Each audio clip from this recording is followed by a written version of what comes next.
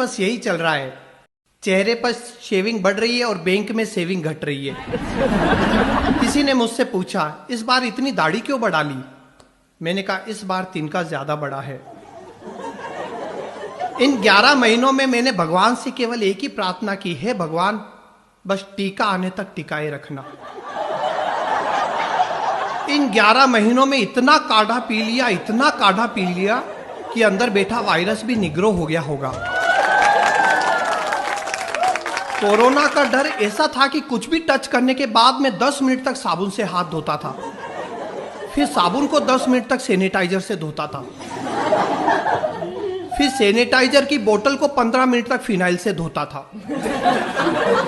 और बाद में तो डर इतना बड़ा कि एक हाथ से दूसरा हाथ टच हो जाता था तो मैं सैनिटाइजर से हाथ धोता था। आप बताइए, क्या कभी इंसान ने सोचा था एक दिन ऐसा भी आएगा जब लीवर से ज्यादा अल्कोहल हथेलियों को मिलेगा? आप डर की हद देखिए। मैं सर्फ के पैकेट को पहले सर्फ से धो रहा था।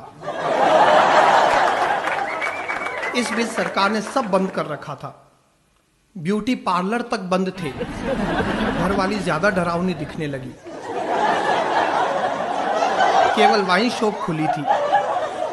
मास्क पहनकर बाप और बेटा एक ही ठेके से दारू खरीद रहे थे।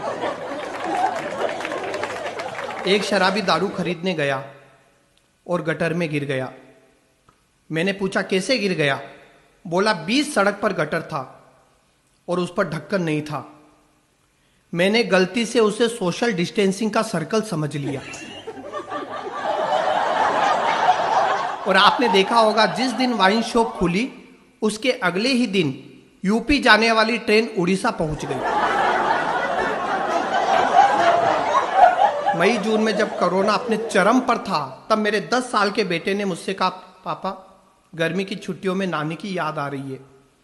मैंने कहा, सो जा बेटा, इस समय पूरे देश को नानी याद आ रही है। अच्छा, अपना देश तो है ही बड़ा विचित्र। बीमारियों का इलाज भी टोने टोटके में ढूंढता है। मेरे पास के मंदिर में कोरोना का झाड़ा तक लगने लगा।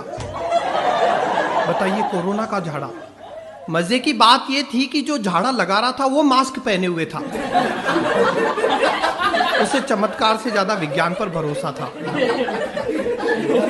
अच्छा, आप देखिए, इस कोरोना ने कंफ्यूज भी बहुत किया।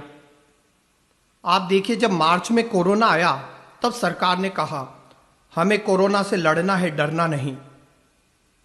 अप्रैल मई में कोरोना भयंकर हो गया, तब सरकार ने कहा, अब हमें कोरोना के साथ ही जीना पड़ेगा।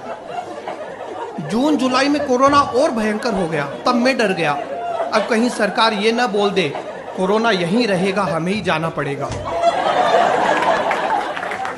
आप बताइए, ऐसा हुआ था ना? जब पहला लॉकडाउन लगा तब सरकारी एडवाइजरी आई, ना आप ये कर सकते हैं, ना आप वो कर सकते हैं।